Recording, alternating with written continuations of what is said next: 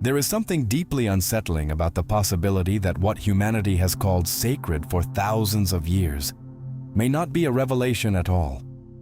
What if the voice we believed echoed from eternity was, in reality, an echo rising from the deepest chambers of the human mind? Religion has shaped civilizations, inspired magnificent works of art, justified wars, comforted the dying, united families, and given countless lives a sense of direction. It has stood beside humanity through famine, plague, conquest, and despair. For billions of people, it is more than belief. It is identity. It is hope. It is the invisible thread holding existence together when everything else begins to fall apart. That is precisely why questioning religion feels so dangerous. Because if the foundation is an illusion, then the collapse is not merely intellectual, it is existential. In the 1960s, the French philosopher Paul Ricoeur described Sigmund Freud, Karl Marx, and Friedrich Nietzsche as the masters of suspicion. They shared no unified philosophy, yet they were driven by the same unsettling instinct: the conviction that human beings rarely understand the true motives behind what they believe. Consciousness hides as much as it reveals. Culture disguises its own origins. Morality often conceals deeper psychological forces. And religion, perhaps more than anything else humanity has ever created, invites us to mistake necessity for truth. Today, we begin with Freud. Not the simplified Freud reduced to discussions of sexuality, but the thinker who saw religion as a psychological symptom, a response to fear, to helplessness, to the unbearable realization that the universe is immeasurably vast, profoundly indifferent, and utterly silent. Faced with that silence, humanity searched for a voice. Faced with uncertainty, it imagined certainty. Faced with mortality, it dreamed of eternity. The question, then, is not whether God exists. Freud asks something far more uncomfortable. Why does the human mind need him to exist in the first place? There is one question that almost no one dares to pursue with complete honesty. It is rarely welcomed inside places of worship. It often dissolves into arguments before it can be examined. Even in the privacy of our own minds, we instinctively avoid following it to its conclusion, as though something within us recognizes the danger of asking it too sincerely. The question is deceptively simple. Why do I believe? Most answers arrive almost automatically. Because it's true. Because I've experienced it. Because I feel God's presence. Because the scriptures say so. For Freud, these responses never reached the real issue. They described the object of belief while leaving its psychological origin untouched. His curiosity was directed somewhere far less comfortable. He was not asking what people believed. He wanted to understand why the human mind becomes attached to belief itself. That distinction changes everything. Every conviction carries a visible story, but beneath that story lies another one, a quieter one, a story written long before reason learned how to justify itself. Perhaps faith begins where fear becomes unbearable. Perhaps certainty becomes irresistible when existence itself feels unstable. Human beings occupy a uniquely tragic position in nature. We are conscious enough to understand that every person we love will disappear. Every achievement will eventually be forgotten. Every civilization will decay. Even the stars above us are finite. We possess the extraordinary ability to imagine the future. Yet that same ability condemns us to anticipate loss before it arrives. No other creature appears cursed with this level of awareness. The mind searches desperately for relief. Religion offers that relief with remarkable elegance. It transforms death into a doorway, chaos into providence, silence into intention, suffering into purpose, loneliness into divine companionship. Freud suspected that these promises reveal something profound about the human psyche. They expose not merely what we hope is true, but what we cannot emotionally afford to lose. If faith emerges from that hidden necessity, then revelation may tell us as much about the architecture of the mind as it does about the nature of the universe. And that possibility is far more unsettling than simply doubting God. It forces us to question the one thing we almost never question: our own need to believe. For Sigmund Freud, religion was never simply a mistake of reason. It was something far more intimate, far more persistent, far more human. He did not believe that faith survived because people lacked intelligence or scientific knowledge. Some of history's greatest minds were deeply religious. Intelligence, therefore, could not explain belief. Freud searched elsewhere. He searched beneath logic, beneath culture, beneath conscious thought, into the hidden machinery of the psyche itself. In The Future of an Illusion, he argues that religious doctrines are illusions. The word is carefully chosen. An illusion is not necessarily false. It is a belief born from desire, something embraced because we desperately want it to be true, regardless of whether reality confirms it. This distinction changes the entire discussion.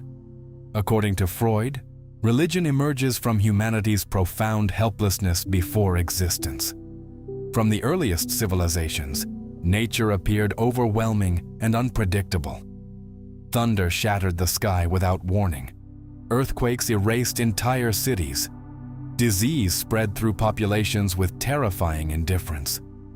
Death arrived without negotiation. Long before science uncovered natural causes, the human imagination filled the silence with intention. Storms became expressions of divine anger. Plagues became judgments. Survival demanded explanation, and explanation gradually became theology. Yet Freud believed religion eventually evolved into something even more psychologically significant: a collective neurosis. Just as an individual suffering from obsessive anxiety develops rituals to temporarily calm unbearable tension, civilizations developed prayers, sacred ceremonies, moral codes, confessions, and systems of divine punishment. These rituals did not eliminate fear. They organized it. They transformed invisible anxiety into predictable behavior, making chaos feel manageable, even if only for a moment. Religion became both medicine and symptom. It soothed the terror of uncertainty, while simultaneously revealing how deeply that terror had shaped the human mind. In Freud's view, faith was never merely about heaven. It was evidence of how difficult it is for a conscious creature to endure a universe that offers no guarantees, no explanations, and no promise that everything will ultimately be made right. In Civilization and Its Discontents, Freud presents one of the bleakest observations ever made about the human condition. The more civilized we become, the less at peace we seem to be. Civilization protects us from many dangers. It builds cities, creates laws, advances medicine, and makes cooperation possible on a scale no other species has achieved. Yet every step toward order demands a sacrifice. The instincts that once ensured survival cannot simply disappear. They must be restrained, redirected, or buried beneath layers of social expectation. Aggression cannot be expressed freely. Desire must be disciplined. Envy must be concealed. Violence must remain locked behind the mask of civility. Without repression, society collapses. With repression, something inside us slowly begins to fracture. Freud believed that our instincts never truly vanish. They retreat into the unconscious, where they continue to exert pressure in ways we rarely recognize. Anxiety appears without a clear cause. Guilt emerges before any visible crime has been committed. An invisible judge seems to follow us everywhere, measuring our thoughts as much as our actions. Religion intensifies this inner tribunal. What begins as social responsibility is elevated into cosmic accountability. A mistake is no longer merely a human failure. It becomes a sin witnessed by an all-seeing presence. Even the thoughts we never speak aloud seem exposed before an eternal observer. The burden becomes heavier. The conscience grows louder. The struggle never truly ends. Religion promises comfort, forgiveness, and redemption. Yet Freud argues that it cannot remove the fundamental tension at the heart of conscious existence. It merely gives suffering a narrative. Pain receives an explanation. Death receives a promise. Guilt receives rituals of purification. But beneath every explanation, the same unease remains. Because the source of that unease is older than any religion. It is consciousness itself. We know we will die. We know everything we love is fragile. We know that control is largely an illusion. No doctrine, no ritual, and no prayer can erase those facts completely. Perhaps the deepest tragedy of being human is not that we suffer. It is that we understand why suffering will never completely disappear.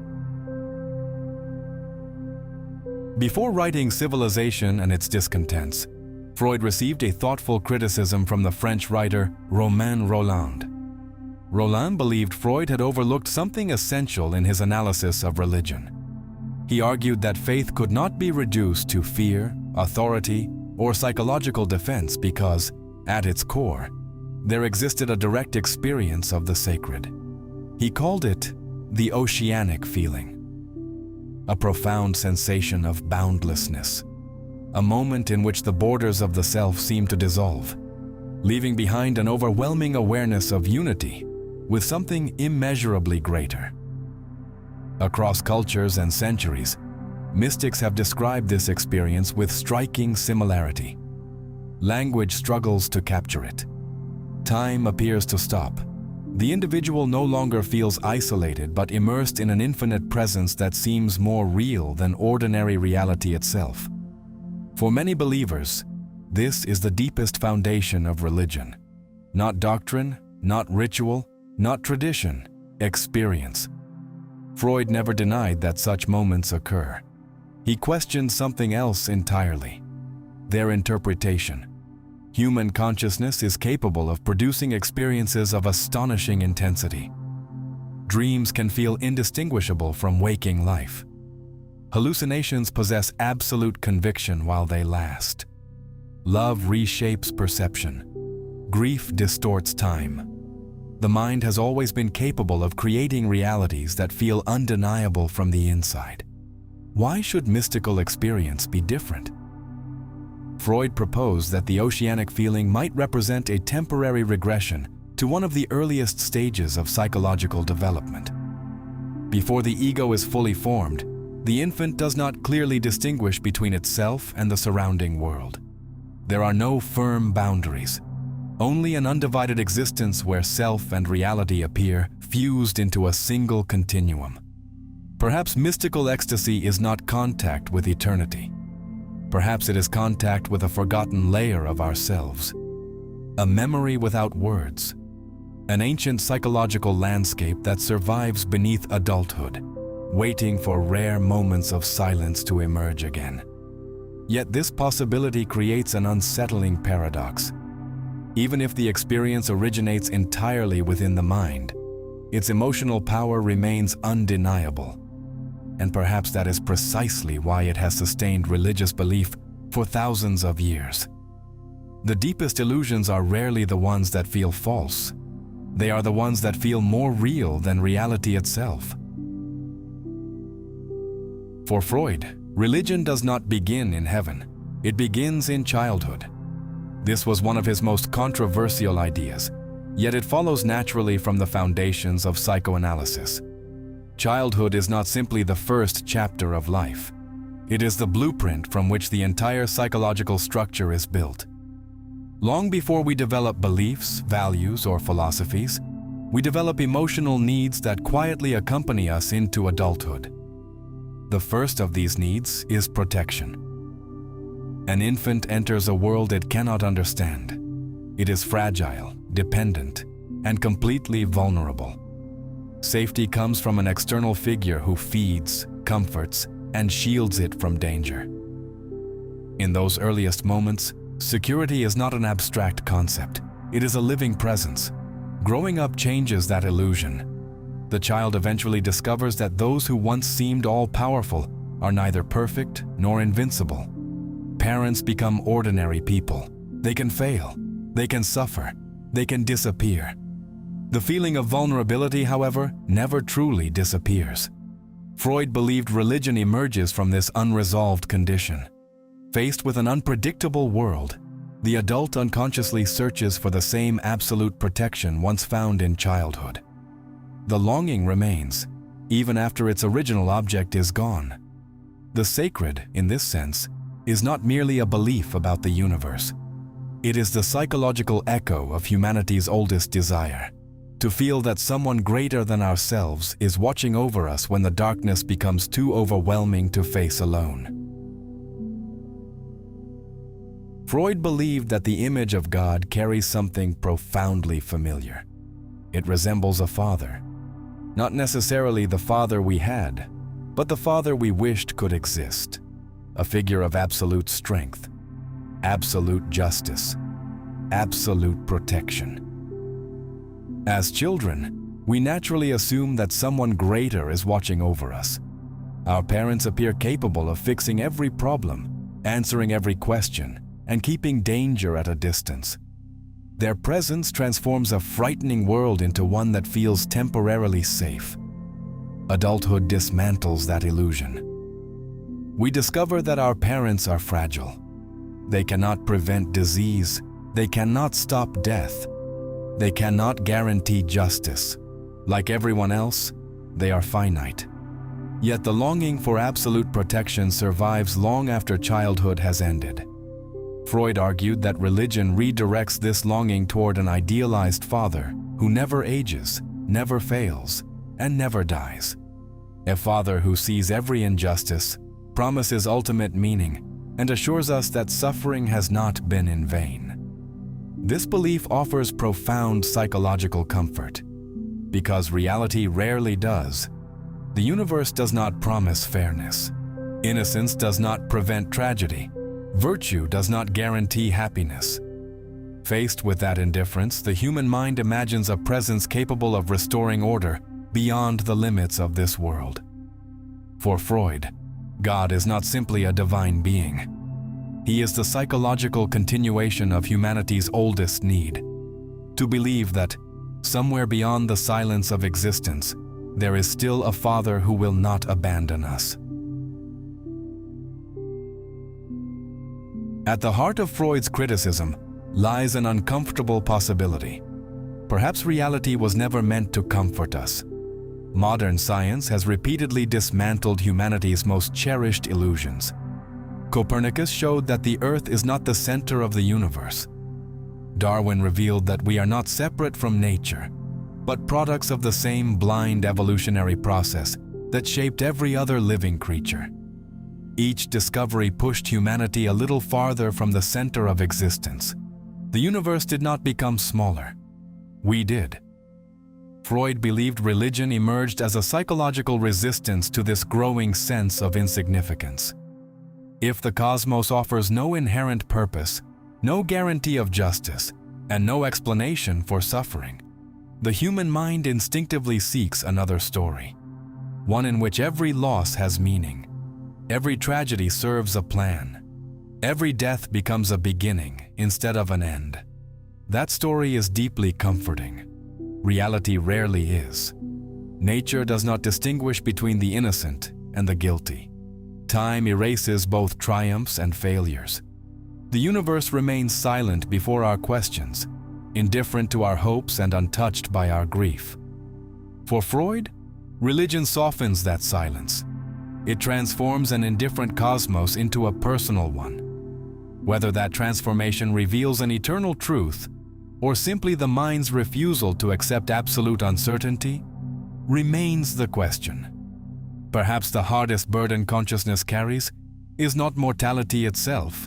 It is realizing that reality owes us neither meaning nor consolation. Freud never argued that religion was useless. Quite the opposite. He believed one of the reasons it endured for thousands of years was because it solved problems that every civilization eventually faces. Human beings are not naturally peaceful. We compete, envy, resent, and destroy. A society cannot survive if every impulse is acted upon. It requires restraint, sacrifice, and shared rules that place limits on individual desire. Religion gave those rules an authority no human government could match. A law written by people can be questioned. A law believed to come from God becomes sacred. For centuries, this invisible authority shaped behavior more effectively than force alone. Even when no one was watching, believers often felt observed by an all-seeing presence. Conscience became more than psychology. It became divine surveillance. Freud recognized the remarkable power of this illusion. It united communities. It preserved order. It gave suffering a common language and morality a sacred foundation. Yet its greatest strength also became its greatest danger. When moral authority is placed beyond question, doubt begins to look like rebellion, and critical thought can easily be mistaken for sin. For Freud, humanity's greatest challenge was learning to live ethically, without relying on supernatural supervision. Whether our species is mature enough for that responsibility remains an open question. Perhaps the hardest freedom is living as though no invisible hand is guiding us, while still choosing to become better than our instincts. Freud's conclusions are often mistaken for simple pessimism. They are more accurately described as psychological realism. He did not argue that life is meaningless, nor that science could replace religion with a new source of hope. His concern was different. He wanted to understand why human beings seem unable to escape inner conflict. In Civilization and Its Discontents, Freud argues that suffering is not an accident of history. It is woven into the structure of human life itself. We suffer because our bodies decay. We suffer because nature remains beyond our control. And we suffer because living with other people demands constant restraint of our instincts. Religion, in Freud's view, attempts to soften these burdens. It promises justice where history offers none. It transforms suffering into something intelligible. It reassures us that our losses are not final. Whether these promises are true is not the central question for Freud. The psychological question is why they are so compelling. His answer is unsettling. Human beings do not merely seek truth. They also seek protection from truths that are difficult to endure. For Freud, this is the enduring tension of civilization itself. Reason can illuminate the world, but it cannot eliminate the anxieties that accompany conscious existence. The conflict remains, not because humanity has failed, but because the human mind was never free from it in the first place. Freud's critique of religion was never meant to be a simple rejection of faith. It was an investigation into the hidden architecture of the human mind. He asked whether our deepest beliefs reveal something about God, or whether they reveal something about us, about our fear of death, our longing for justice. Our refusal to accept that existence may offer no final explanation for itself. This is why his ideas continue to provoke discomfort, because they shift the question away from heaven and toward consciousness. If religion is an illusion, it is not necessarily the product of ignorance.